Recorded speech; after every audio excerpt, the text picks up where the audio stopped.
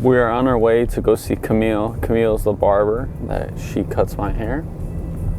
So yeah, it's not too far from my house, but kind of a low-key spot. And she does one heck of a job, so.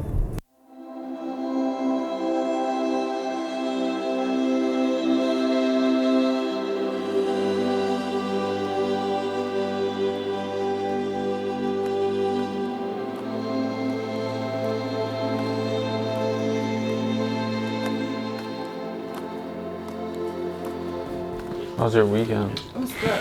Really? Yeah. I didn't do much.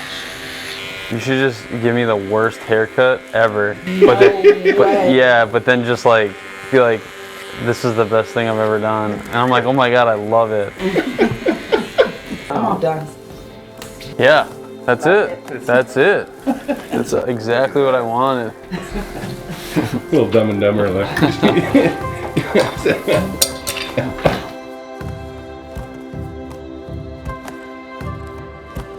What year did baseball really take off for you and you start spending so much time with it?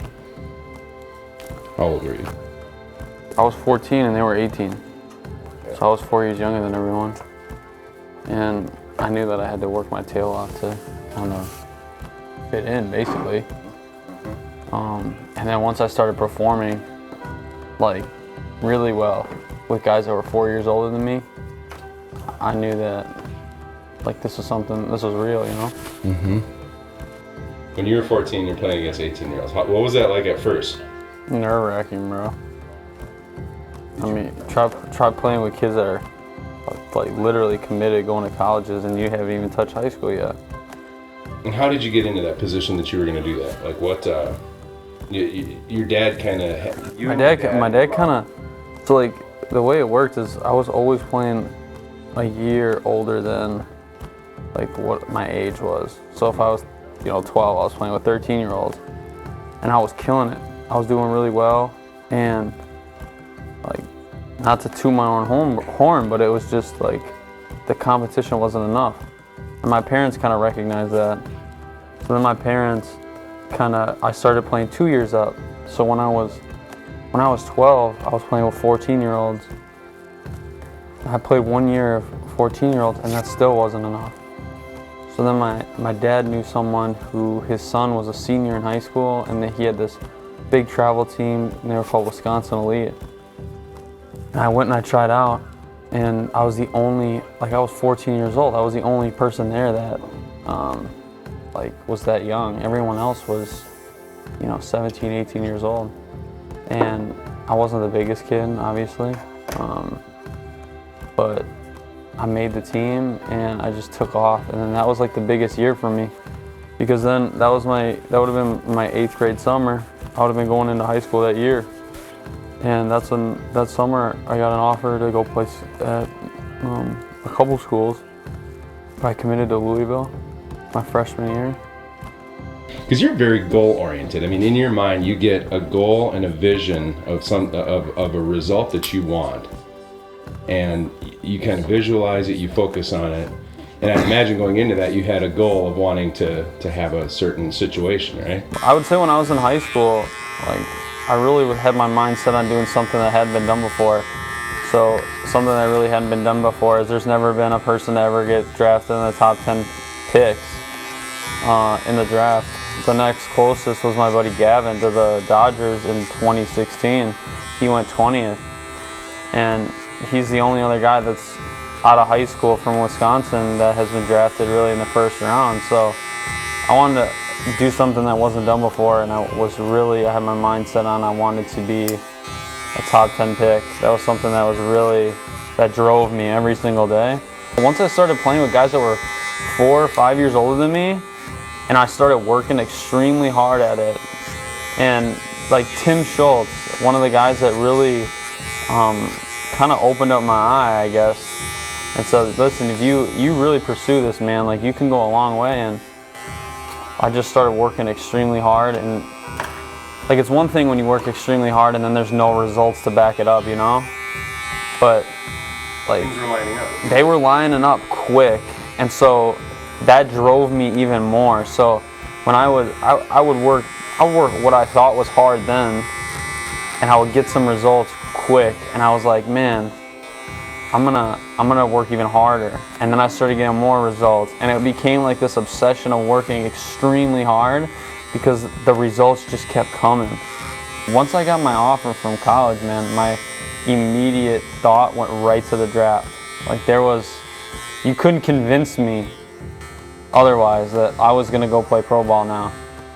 And so after I got my offer from Louisville, I started working extremely hard, and I had my focus on the draft. Well, I started getting invites to all these like, all these showcases, all these tournaments and stuff like that. And so one of the invites that I got was Team USA. So I went out and I had like a week-long event. It was called Tournament of Stars at the time. And the way that you got invited to that was a pro scout had to recommend you to this USA Baseball committee. And so I had gotten the invite, and I went out there and like did really well, man. And I made the first cut. I went back with my travel ball team, the hitters. We came back, we played just about all summer. And then this was the hard part I'm a sophomore in high school at the time, and school started on September 1st. Well, on September 16th, I had to go out to Houston for a month as school was going on. So I missed a month of school. So that was the first time in my life where I felt like I was a small fish in a big pond, because you had the best guys in the world. And I told myself I was not going to let this team down. And as cliche as it sounds, like you have USA across your chest, you don't want to let the United States of America down, you know. I worked extremely hard, and the whole team did. It wasn't even just me. It was like my counselor in middle school. Everyone had like your counselor going through middle school and stuff. And it was like the end of the year type stuff, and we were talking about like high school. I was in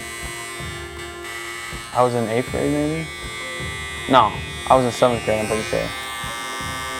And I remember she asked me, so like, you know, it is early, but let's start talking about like a career path.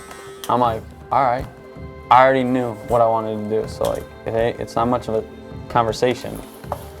And so she's like, okay, so like what career path are you like looking at? I was like, I'm gonna be a professional baseball player. And I remember the words she used, man. She was like, as bad as I want you to be a professional baseball player, the odds of that happening are very slim. Which is true. Totally. But in my mind, it wasn't slim for me. Yeah. So I remember my mom was in on the meeting with me, and I looked at my mom and I was like, did she not hear me? And my mom kind of like laughed. And the woman was like, well, we're gonna have to pick a different career path. I'm like, then you might as well pick, because it's irrelevant to me. So then my mom ended up having to pick for me of what I was gonna do in life. And I remember, which I doubt the counselor would tell you today, but I was in high school, and she went to my high school like a couple months before the draft. And I saw her there at my school. And everyone, like, it was already all talks that I was going to be a high pick in the first round. Mm-hmm. And I didn't talk to her just because I wasn't about to, you know, throw some shade. But I want to be not only the best, you know, player with the best numbers, but I want to be able to be one of the best teammates that the guys that I played with ever played with. So at the end of the day, nobody's going to remember the home runs that I hit. Nobody's going to remember.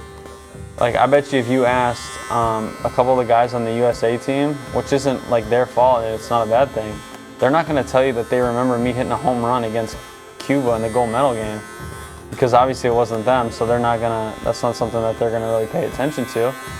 But what they're gonna tell you is how I interacted with them off the field. That's more important. So if I can use this platform that I've been blessed with when it comes to baseball, right?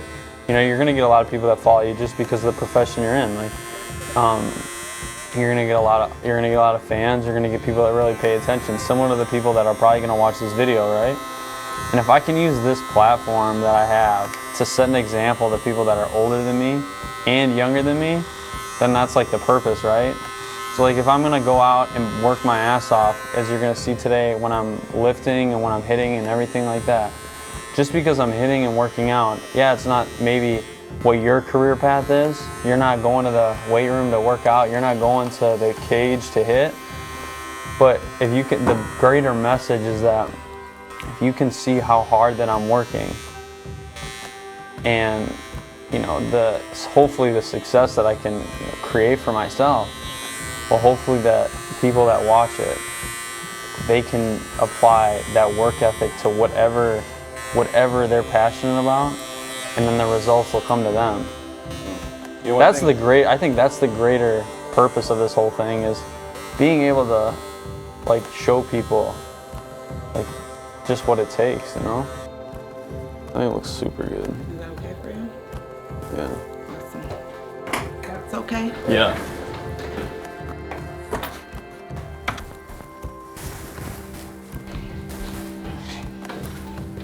Anything you want me to do different at all? No, I think it's okay. it looks perfect.